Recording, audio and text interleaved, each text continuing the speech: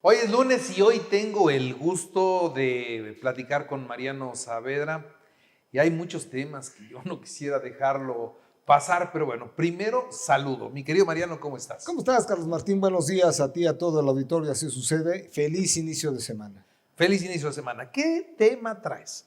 Bueno, mira, fíjate que hemos tocado diversos temas de tipo fiscal, de tema económico, pero hoy traigo un tema que es muy importante, que es la importancia de los contratos en materia fiscal. ¿Y por qué lo comento?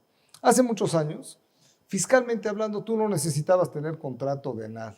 Todo era de buena fe, un préstamo, un arrendamiento, operaciones intercompañías, compraventa, etcétera. Hoy en día, cualquier operación relevante que pueda tener una empresa que tenga una implicación de ingreso o de deducibilidad debe de estar soportada adecuadamente por contratos. Y quisiera yo decir, sin ser abogado, pero sí tocar el tema fundamental, que un contrato es un acuerdo de voluntades. Nosotros los particulares o con las entidades públicas podemos convenir lo que consideremos, siempre y cuando no violemos las disposiciones legales vigentes. Pero fuera de eso, los acuerdos de voluntades son lo que se quiera. Ahora bien, estos acuerdos de voluntades no son como en la época de nuestros abuelos, que bastaba un buen apretón de manos para cerrar un negocio. Decíamos, mira, ya te di la mano, ya se cerró el negocio y pasara lo que pasara, se cumplía lo que se había pactado. Hoy en día es conveniente, es necesario que esta formalidad clarifique perfectamente bien cuáles son las obligaciones, cuáles son los compromisos, los derechos, obligaciones que se tienen, de tal manera que quede muy claro cuál es el objeto del contrato. Esos contratos pueden ser en materia civil, en materia mercantil, principalmente los que tienen efectos fiscales. Y pongo un ejemplo. Tú compras una casa en un fraccionamiento, pero apenas están en los procesos de compraventa, pues vas y realizas un contrato, una promesa de compraventa, tal vez das un anticipo y posteriormente llegarás a la firma de la escritura ante el notario que haya sido elegido. Pero también en contratos, por ejemplo, de suministro.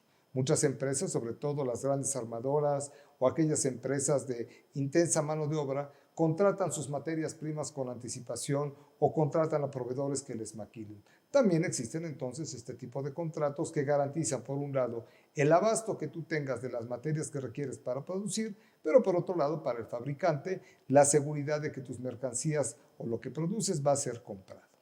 También los contratos en materia laboral son fundamentales. No basta con que tú contrates a una persona para que trabaje contigo y digas, bueno, bienvenido, vas a ganar tanto y que te vaya bien. La formalidad de un contrato individual o colectivo es muy importante porque tiene alcances y efectos legales. Pero también hoy en día las empresas y los particulares muchas veces necesitamos financiamiento. Y no es lo mismo ir a pedir dinero a un banco porque el banco per se nos hace un contrato de esos de 1000 páginas y 500,000 letras para donde dice todo lo habido y por haber, pero cuando estos contratos son entre particulares, son entre empresas, son entre socios, requieren la formalidad de tener un escrito, las cláusulas, razón de negocio, condiciones, tasas, plazos, etcétera, etcétera. La autoridad fiscal, el Servicio de Administración Tributaria, desde hace algunos años, requiere para que nosotros podamos acreditar la deducibilidad de una partida que existan contratos, pero no únicamente estos contratos, Carlos Martín Auditorio, firmados y realizados por los particulares sin mayor fe pública. Hoy en día se pide que estos contratos, cuando menos sean ratificados, las firmas y las personalidades ante un notario público, de tal manera que haya lo que se llama en derecho la fecha cierta. Cuando nosotros tenemos un contrato que carece de fecha cierta, la autoridad supone muchas veces que no fue realizado, que nosotros lo estamos inventando en este momento y que por lo tanto no proceden las partidas fiscales correspondientes. Por eso, Carlos Martín, creo yo que hoy los contribuyentes debemos analizar, yo recomiendo siempre, analiza cuáles son las operaciones que realizas. Fíjate muy bien cuáles son relevantes y después checa con tus abogados corporativos o con tus abogados internos si hay los contratos, si los contratos están materializados, si deben o no de estar registrados para que tengas la tranquilidad que en una visita de las autoridades correspondientes puedas ejecutar la deducción, el acreditamiento correspondiente. Esto hoy en día es relevante, es importante, es fundamental, Carlos Martín, y yo recomiendo ampliamente a todas las empresas que lo busquen, lo cuiden y lo hagan.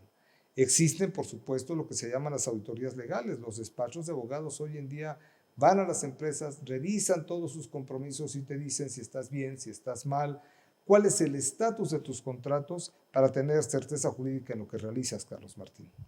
Bien, bueno, pues entonces hagamos la tarea, ¿no? Bien, para evitar complicaciones. Es muy importante hacerlo, lo recomiendo ampliamente. Los contratos deben de ser preventivos. Hay que hacer un contrato antes de, no después de. Y para todos los efectos legales es nuestra recomendación y es lo que hoy en día queremos compartir contigo y con todo el auditorio, y así sucede. Muy bien, Mariano, ahora, terminado el punto, te pregunto, ¿la economía del país sigue a la baja? ¿Estamos en caída libre? ¿Nos debemos preocupar o no? ¿Qué debemos hacer? Bueno, mira, yo creo que no estamos en caída libre. Estamos ante un problema de inflación importante. Estamos ante un problema de posible recesión. Sin embargo, los últimos indicadores hablan de que no estamos exactamente en recesión. Sí ha habido un crecimiento en el último trimestre de este año. Todavía no salen los números del segundo trimestre. Yo creo que la mayor preocupación ahorita son las tasas de interés en la inflación.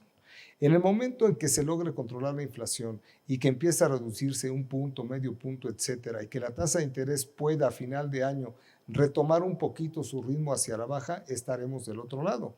Hoy en día la gran preocupación son los suministros y los energéticos. En la manera en que no logremos abaratar los suministros, ya sea por flete o por el precio de la materia prima, no va a bajar la inflación. En el momento en que tampoco las materias primas nos lleguen tarde o caras, tampoco lo podemos abatir. El problema está en que muchos de los alimentos vienen ya encarecidos, ya sea por flete, ya sea por el país de origen, etcétera, etcétera, y eso está provocando que en el país los precios suban, pero además con un componente, el empleo no está creciendo, los sueldos no están creciendo. Sin embargo, si el gobierno sigue subsidiando la gasolina y los energéticos, podemos pensar que en unos 3, 4, 5 meses estaremos viendo un poquito de luz y no estaremos en una crisis como la que estuvimos en los años de 95, que era una inflación galopante de 150%.